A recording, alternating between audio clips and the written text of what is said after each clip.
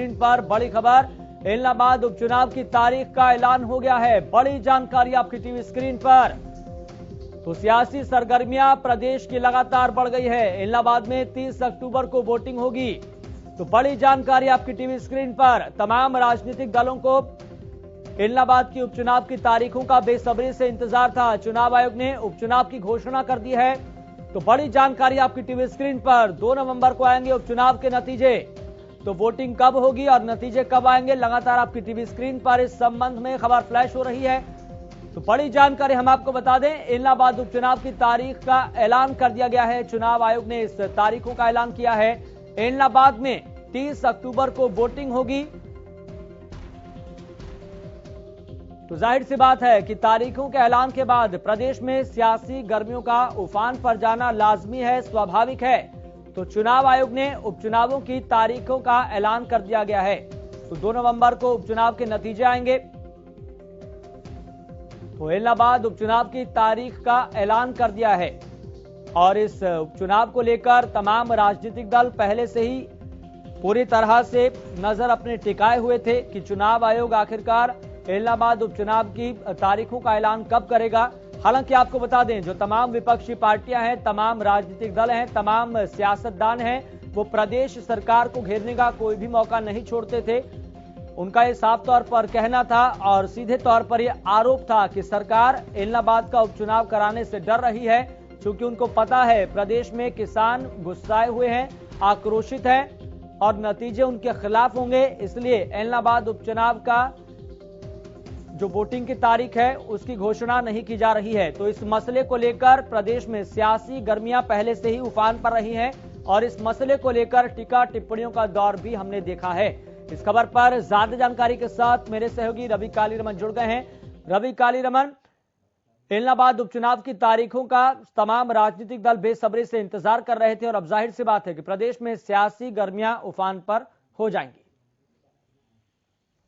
जी बिल्कुल, देखिए इलाहाबाद जो उपचुनाव होना था, कहीं ना कहीं जो इनेलो नेता अभय सिंह हैं, उन्होंने किसानों के समर्थन में अपना इस्तीफा दिया। उसके बाद से ही जो ये सीट थी ये खाली थी और कई बार लगातार जो है इनेलो की तरफ से भी है इलेक्शन कमीशन को लेटर लिखा गया था कि जल्द से जल्द जो चुनाव हैं वो करवाए जाने चाहिए। ऐसे में 6 महीने से ज्यादा का समय है, कहीं ना कहीं कोविड की जो गाइडलाइंस थी उनको फॉलो करते हुए कहीं ना कहीं जो इलेक्शन है वो डिले हुए। कहीं ना कहीं सरकार के मन में था अगर इलेक्शन होते हैं तो कोविड जिस प्रकार से दूसरी जो लहर थी काफी खतरनाक थी, उसके चलते कहीं ना कहीं जो इलेक्शन बाई इलेक्शन था वो डिले हुआ है। अब जो है इलेक्शन कमीशन की तरफ से 30 अक्टूबर की जो तारीख है वो निर्धारित की गई है।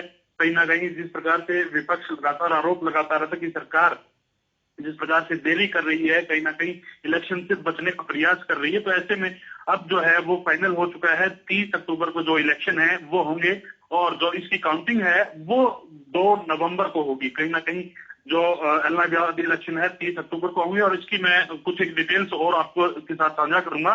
कहीं ना कहीं जो नॉमिनेशन की स्क्रूटनी का है वो 11 तारीख का जो है वो समय रखा गया है।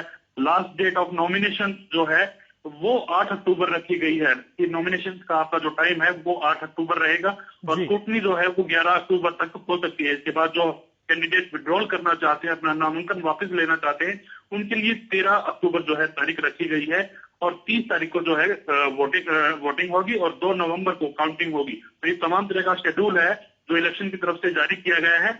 ऐसे में सबसे ज्यादा जो खुशी की जो बात है वो इनेलो के लिए है। कहीं ना कहीं किसान आंदोलन के चलते उन्होंने इस्तीफा दिया था, एक बार फिर इलेक्शन जीतकर वो आने का प्रयास करेंगे और विधानसभा सीट पर अपना कब्जा जमाने की जिस प्रकार से उनकी कवायद है या फिर किसानों के समर्थन में जिस हिसाब से उन्होंने इस्तीफा दिया, तो ऐसे में विधानसभा अध्यक्ष की तरफ से भी कहा गया था कि जो इलेक्शन है वो इलेक्शन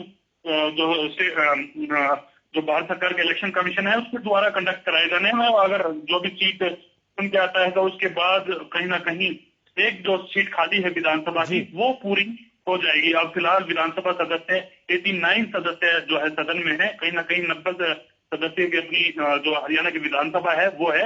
अभी एक सदस्य कम है जो कि इनेलो नेता अभय सिंह ने किसानों के समर्थन में जो इस्तीफा दिया था। जी चलिए रवि, बहुत बहुत शुक्रिया महत्वपूर्ण जानकारी साझा करने के लिए। तो बड़ी जानकारी हम आपको बता दें, प्रदेश की सियासी गर्मियां उफान पर अब उठती हुई दिखाई दे रही है। इलाहाबाद उपचुनाव की तारीखों का ऐलान कर दिया गया है और तमाम जो स्केड्यूल है उसको भी बता दिया गया है। तो इलाहाबाद में 30 अक्टूबर को वोटिंग होगी। तो बेहद महत्वपूर्ण जानकारी तमाम राजनीतिक दलों के लिए, चूंकि ये इलाहाबाद का उपचुनाव किसी के लिए साख का सवाल है, किसी के लिए नाक का सवाल है। तो इस संबंध में चुनाव आयोग ने उपचुनाव की घोषणा कर दी है, तारीख का ऐलान कर दिया गया है। तो 2 नवंबर को इसके नतीजे आएंगे और 30 अक्टूबर को वोटिंग होगी और तमाम जो स्केड्यूल है, जो नामांकन की तारीख है उसकी भी घोषणा कर दी गई है और नामांकन वापस लेने की भी तारीखों का ऐलान कर दिया गया है। तो इलाहाबाद सीट से अभय चौटाला ने किसानों के समर्थन में इस्तीफा दिया था और तब से लेकर अब तक ये सीट खाली थी और इस सीट को लेकर तरह तरह की सियासत भी हमने प्रदेश में देखी और तरह तरह के आरोप भी एक दूसरे को लगाते हुए देखे।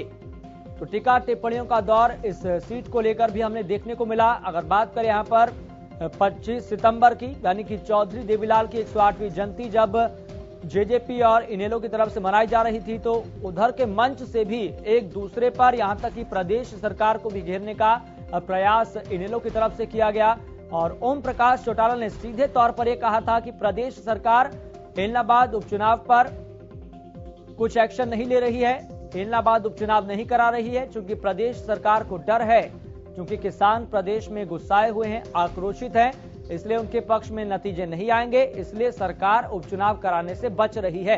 इस तरह के आरोप भी इनेलो की तरफ से प्रदेश सरकार यानी कि गठबंधन सरकार पर लगाए गए। तो इलाहाबाद उपचुनाव की तारीखों का ऐलान हो चुका है। बेहद महत्वपूर्ण जानकारी लगातार आपकी टीवी स्क्रीन पर फ्लैश हो रही है। इलाहाबाद में 30 अक्टूबर को वोटिंग होगी। तो बेहद महत्वपूर्ण जानकारी, चुनाव आयोग ने उपचुनाव की घोषणा कर दी है। तो इलाहाबाद उपचुनाव की तारीख का ऐलान हो चुका है। तमाम राजनीतिक दल, तमाम सियासतदान इस तारीख का बेसब्री से इंतजार कर रहे थे। तो 2 नवंबर को उपचुनाव के नतीजे आएंगे। तो ये सीट किसी के लिए नाक का सवाल है, किसी के लिए साख का सवाल है। तो अब तारीखों का ऐलान है तो जाहिर सी बात है कि अब प्रदेश में जो सियासी गर्मियां हैं वो ऊपर चढ़ती हुई दिखाई देंगी और आप देखेंगे अब ये तारीखों का ऐलान हुआ है तो जाहिर सी बात है कि आरोप और प्रत्यारोप का दौर भी अब शुरू हो जाएगा। फिलहाल बुलेटिन में मुझे दीजिए इजाजत, देखते रहिए हरियाणा न्यूज।